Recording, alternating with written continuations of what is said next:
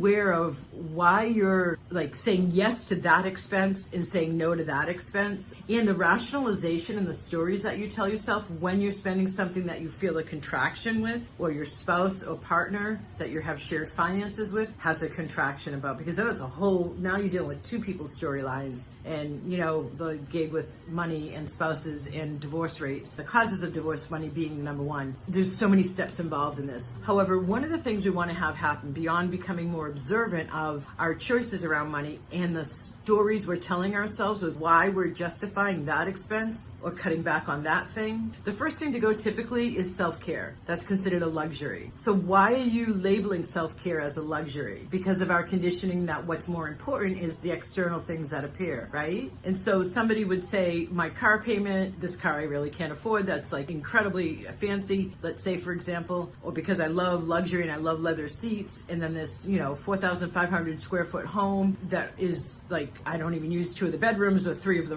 reception rooms, but that idea of appearance and I did say superficial right there, is from our young patriarchal conditioning. If we were to value what actually creates our reality, it's the interior subtle energy and the stuff you can't see, like your conclusions that are at what I call the back of the house consciousness.